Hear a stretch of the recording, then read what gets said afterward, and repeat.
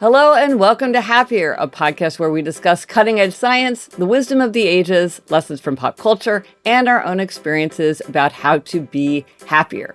This week, we'll talk about how you can push through a 30-day challenge, and we'll do a deep dive into listeners' one-word themes for the year. I'm Gretchen Rubin, a writer who studies happiness, good habits, and human nature. I am in my home office in New York City, and joining me today from LA is my sister, Elizabeth Kraft, who's already living up to her one-word theme. That's me, Elizabeth Kraft, a TV writer and producer living in LA. And yes, Gretch, my one-word theme is step, and I'm doing lots of stepping. So that's good. That's good. Before we launch into this week's Try This at Home, we got an interesting update from a listener because in episode 355, we talked about distance self-talk. And in 362, we talked about a listener's suggestion to use distance self-talk by giving yourself a derby name. And our listener, Mary, had yet another twist on the idea of talking to yourself in the third person. Yes, she says, I just listened to episode 355 and I was so excited to hear you talk about distance self-talk. I have been thinking about this concept for a couple days, but didn't know the term for it. I have been applying it in a slightly different way, and I wonder if anyone else does this too. I seem to have an internal force inside me or alter ego that tries to convince me not to do things that I know are good for me, like going to the gym, doing yoga, walking, etc. I have named this alter ego a different name from my own, and whenever I start to look for loopholes to get out of something, I attribute this to the alter ego, and I am better able to get myself out of the loophole-seeking mode. I can be sassy or gentle with my alter ego while I explain to her that we are going out to do the activity regardless of what she wants to do right now. Something about this internal distancing gives me more power over these kinds of self-sabotaging thoughts. Thank you so much for talking about this very fascinating strategy. I love this, Gretchen. And of course, I'm trying to think of what my alter ego bad girl name is going to be. Right. It could be your middle name. It could be your name backwards. Think of all these different names for different aspects of ourselves. Yes. And another thing to mention before we launch in is on my shop, GretchenRubin.com/shop, we have a lot of things related to the Four Tendencies. We hear from listeners all the time who are very excited about their tendencies. So if you want a Four Tendencies mug or a Choose the Bigger Life mug, there's a lot of stuff there that you might want to check out. So I just wanted to mention the shop. Now, Elizabeth, this week's Try This at Home is to push beyond a 30-day challenge. And this was inspired by a listener question. This comes from Winter. I'm writing because I'm trying to figure out how to continue with something that is on my 22 and 22 list. You see, on my list for 2022 is a 30-day yoga challenge, and I have done it every January for probably the last 6 years, and I love it.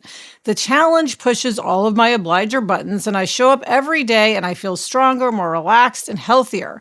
But once the challenge is over, I hardly ever find myself practicing regularly. I want to be someone who practices regularly because I love how I feel and look, and honestly, I don't want to find myself in 20 years not able to get out of a chair without help. But I find that once I've checked that box, I'm moving on. By the way, this happens a lot in other areas of my life. I run or bike in preparation for a race. I declutter because I've signed up for a course. I go to bed at a reasonable hour because I'm on a sleep study. But once the race, the course, study are done, I'm no longer doing any of those good habits. Can one be too obligatory to that outer accountability? Help. Do you or your listeners have suggestions for me to actually continue doing yoga after January 31st? Such a common issue, Gretch. It's such a common issue. There is such a challenge to challenges. I have so many thoughts because this comes up all the time. Yes. First of all, I want to distinguish between two kinds of challenges because sometimes a challenge is an experiment. It's a way to try something out. So maybe like you give up dairy because you want to see, does dairy not agree with you? And so you're just experimenting to see what that's going to be like. So you're not really trying to change a habit. It's more like you want to see how some change in your behavior or actions would affect you. And so doing it for 30 days is a great experiment. At the end of 30 days, you can sort of say like, how did that go?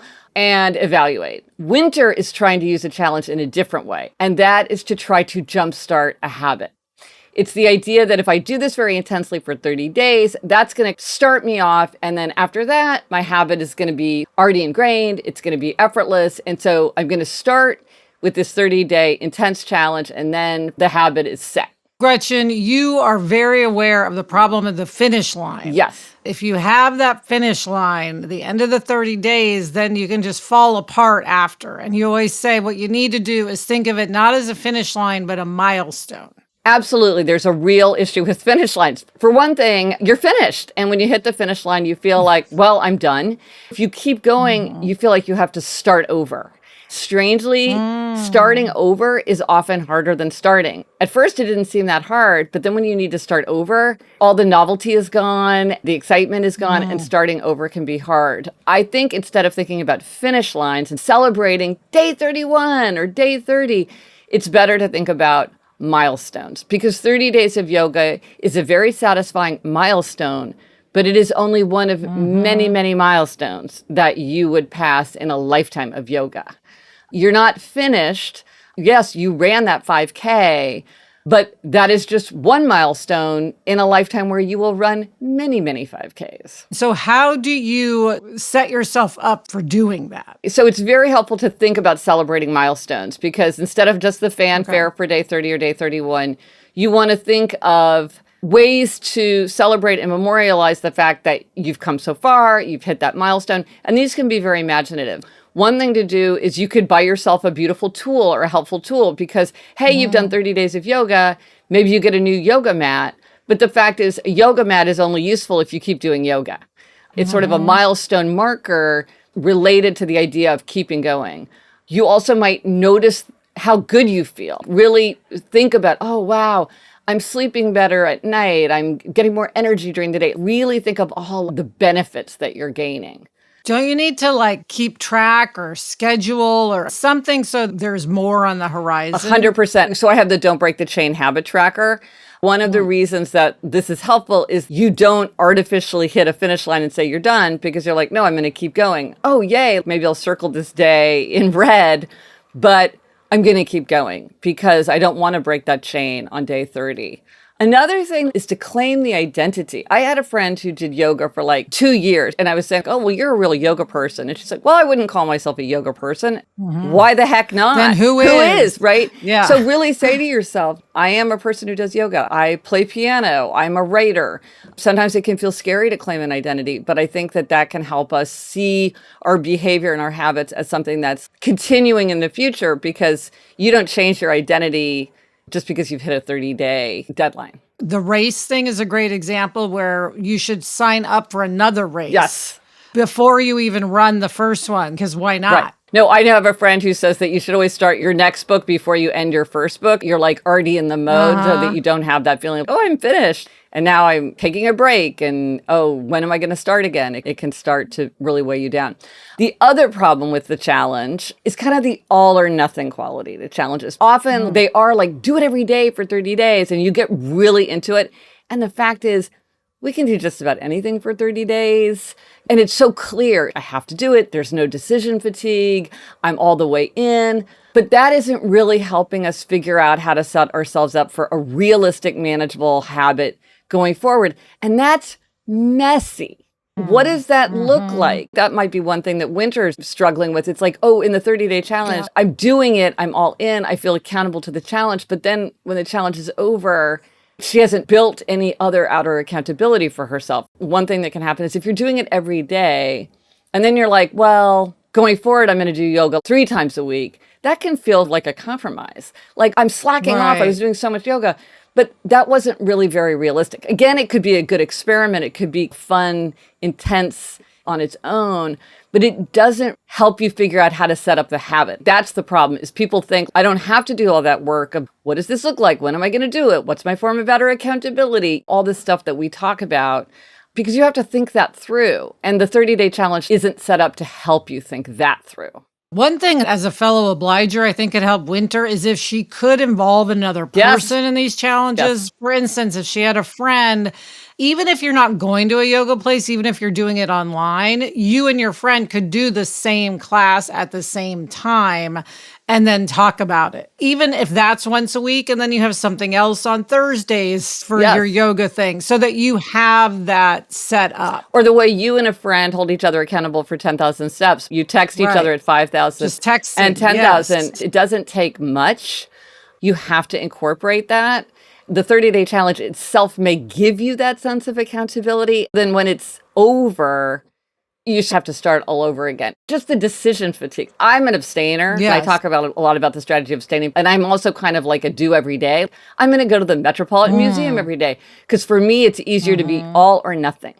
I want to keep up a streak or I want to abstain altogether. Many people, that doesn't work for them. And they need to feel like, what does work? And how can I create this in a way that's more sustainable? And that takes a lot of self-knowledge. Yeah. And if she decides my streak is 3 times a week, for instance, then that's the streak. Exactly, right? If by chance you don't know what an obliger is or whether you're an obliger, you can take the quiz at quiz.gretchenrubin.com. It's free and quick. I do think that this is such an important question and it's such a common problem that I've written 2 big blog posts, one about the all or nothing problem and one about the finish line problem. So if you sort of want to read something written about these 2 things, if you, like Winter, struggle with this, I will post a link to those 2 blog posts too, where I tackle those questions in 2 different places. So let us know if you do try this at home and how you've managed to push beyond the 30 days of a 30-day challenge.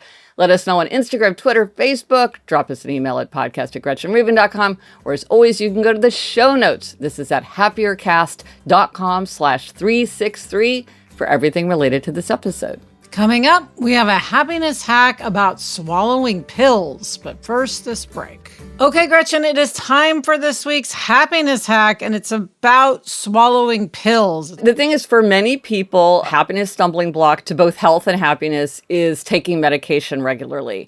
This can be challenging if you have problems swallowing pills. It turns out it's very common to have trouble swallowing pills, even if you don't have trouble swallowing food and drink. If you do have trouble swallowing food and drink, that is a real issue to get checked out by a doctor. That's serious. But there are certain ways to make it easier to swallow pills. One thing you can do is drink a cold beverage first to help lubricate the throat and keep drinking after you've swallowed to help it go down. Right. So that's sort of the groundwork.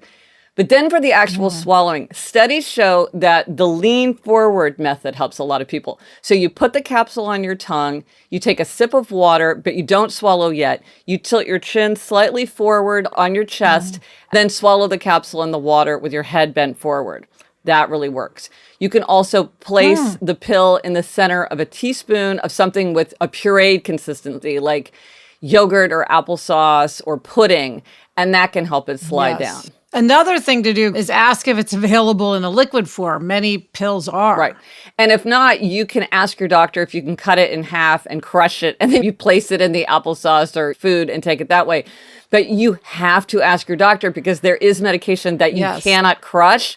And so don't do that without consulting. Right. And then the final thing you can do is you can just experiment with different head postures. And it turns out that for some people, it's easier to swallow when they turn their head to the left or to the right. And when we were home for the holidays, Elizabeth, our father told us that he discovered that if he turned his head to the left, that helped him with pills. He just happened to notice that.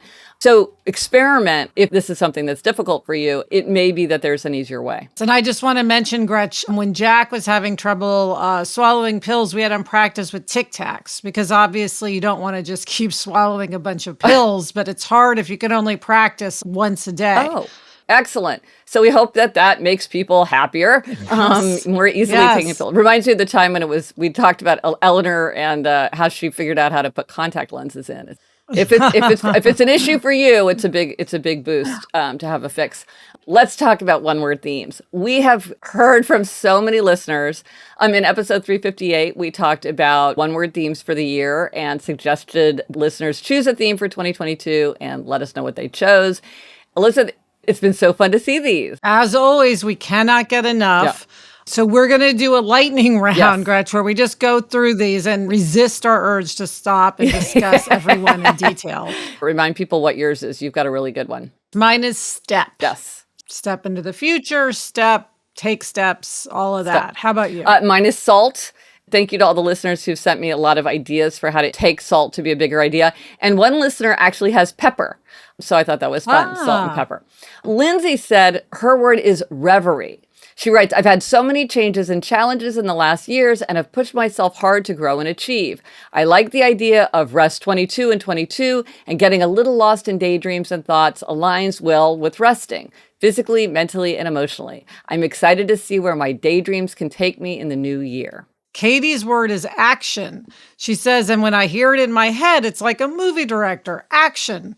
I'm a planner, thinker, strategist by nature, and making the leap to taking action is often daunting to me. Rosie chose flex, both because I'm hitting the gym and a much more important reason. In the pandemic, I've noticed my confidence dip. I used to be much more outgoing and self-assured. Seeing less of my friends, who are my greatest champions and cheerleaders, has taken its toll.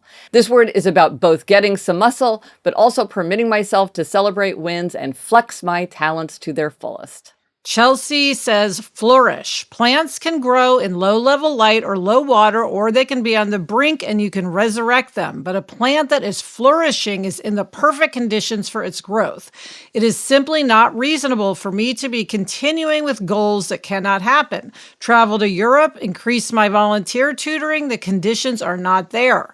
For 2020 and 2021, I really tried to push a square peg through a round hole and was constantly disappointed with my quote progress, but I am only part of the equation. The circumstances need to be right in order to thrive. India's word is embrace. I'm getting married, so I wanted to pick a somewhat romantic word, but I also tend to be a very careful and fearful person. So I want to embrace the changes I'm making in life, getting a new pet, transitioning jobs, another year of grad school, while still embracing all the good things I already have in my life. Oh. Abby's word is soigner.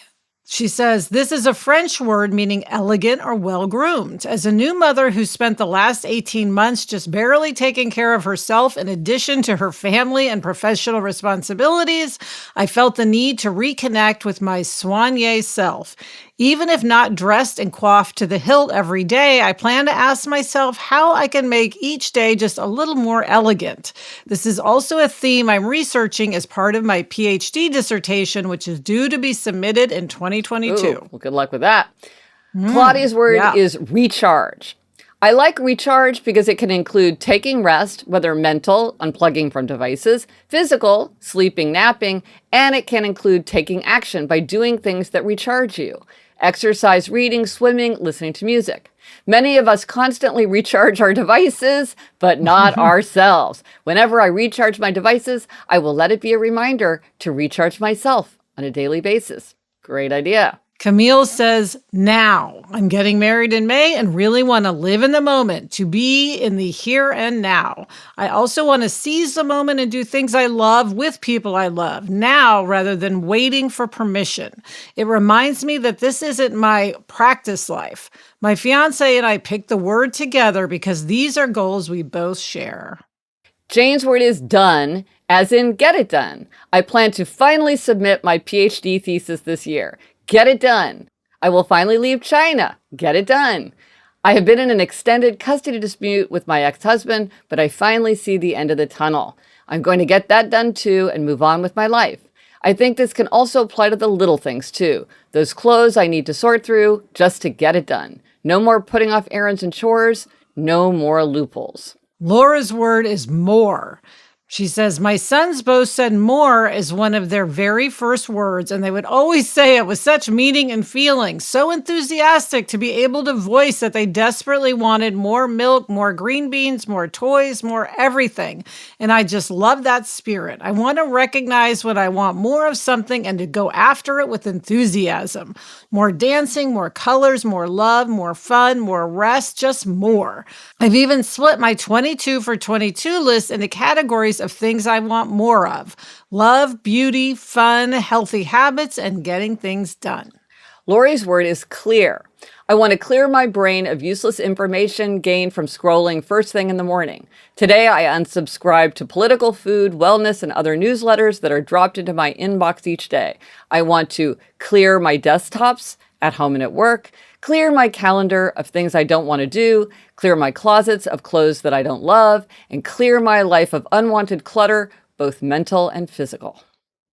Lauren says, when I was trying to think of my word of the year, I kept getting stuck on the word remove. I say stuck because while it got at what I wanted to use as my theme for 2022, as in remove things from the sometimes overwhelming to-do list, the negative connotations of the word didn't match the positive energy I like for the start of a new year. So I turned to my trusty thesaurus and looked for synonyms, and sure enough, I found one I love as a theme: clear away. I was excited because the clear part can be a talisman in its color form, perhaps a piece of clear jewelry or something like that. It also reminds me to be clear and concise in my communications and to ask others to be clear about what they want from me. But the away part was giving me trouble at first. I've spent most of the COVID era on the move while we take advantage of this work from home time in our lives. Going away wasn't particularly consistent with the theme I want to go for, even if it will continue to be my reality for a while. But then it struck me. When I feel overwhelmed by all the things I need to do, I work full-time and in grad school, have a young child and a husband and a novel manuscript I'm shopping to agents, all blessings, but lots to do. I often remind myself I'll find a way to get it all done. A way to get it all done. Very clever. Melissa's word is health. 2021 knocked me out physically, then mentally, then came together in the end with a double whammy. So my only focus in 2022 is my health. They say you can't pour from an empty cup. So for my kindergartner and husband, I'm showing up for myself. This looks like having a solid bedtime routine, working out, going for stupid walks for my stupid mental health. That makes me laugh every time, so it adds whimsy. Talk therapy, a healthy relationship with food, and that's my starting point. I'm being my rebel self by focusing on me this year instead of everyone else. McDonough says, peace. I am a grad student, third year PhD in econ, and honestly, sometimes my life is a complete mess. I am always stressed and anxious. For 2022, I decided to prioritize myself and take care of my mental health. Also, in one of your episodes, you suggested starting a club. As soon as I listened to that episode, I contacted my team chair to start the very first GPSA book club, and I am working on the second club, Happier Together, inspired by you two and your podcast. Yay! Carol's word is green. She says, green has several meanings for me. First, my favorite color has always been green. Second, I am trying to lose weight to get into the healthy green zone on all the weight and BMI charts. Third, I am trying to be better to planet Earth by making more green, environmentally friendly choices. Fourth, green means go on the traffic light. It's time to go places in 2022 with less fear of the pandemic. Jeannie's word is Renaissance. Google states that the Renaissance promoted the rediscovery of classical philosophy, literature, and art. At 59, this is my time to re-explore many artistic, creative, intellectual, and fun pursuits I had to put off due to limited time. And finally, Anastasia's word is rhythm.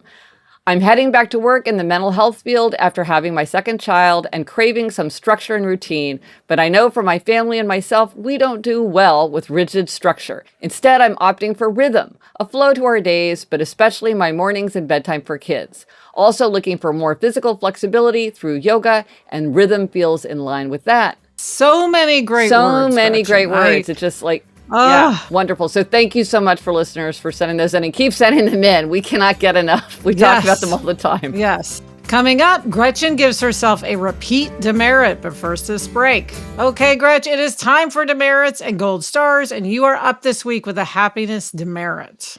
Okay, this is a repeat. I think it's a multiple repeat, but I'm really convinced this time. I'm really like, I'm going to give myself this demerit, and I'm really going to focus on this, which is that I'm not doing my evening closer, which is when I take 5 to 10 minutes and just clean up my office before I leave for the day.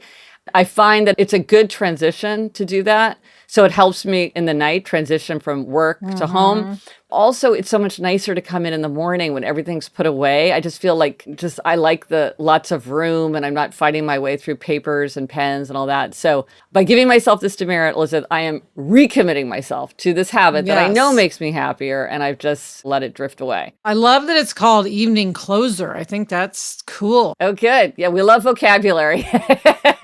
So Elizabeth, what's your gold star? Take us up. My gold star is going to my writing partner, Sarah, and I know I've given her many gold stars, but she's often deserving of them. And I'm giving her a gold star because she has so much going on. Gretch, she moved from LA to Ojai. She is going to be moving into a new house in Ojai. She is an only parent, so that's a lot of responsibility. It's just a lot going on right now. Well, plus she has season 2, just like you do. But despite all this, she's 100% present creatively on season 2 of Fantasy Island, which can be really hard. It's very easy to be there, but not be there. But she's there. Thank goodness, because I need her brain. So I give her a big gold star for managing to be present on Fantasy Island, even as she's dealing with all these other things in her life. Gold star to Sarah. And the resources for this week, Valentine's Day is coming up. Also Tuesday, February 22nd. We talked about that a couple weeks ago, Yes. this new minor holiday. So if you need a gift, you can go to happiercast.com/journals and you can check out, I think, the one sentence journal there and also the memento book. I think both of those journals would make particularly good gifts for someone in your life. And for happier listeners, there's a special promo code. So use listener15. You will get 15% off when you purchase. Also, one resolution that people often make and then struggle to keep is the resolution to exercise. And of course, exercise is a key to happiness and good health. Stitch Fix commissioned a study, and it found that 89% of women who work out say that they're more likely to stick to their fitness goals when they're wearing clothes that make them feel more confident.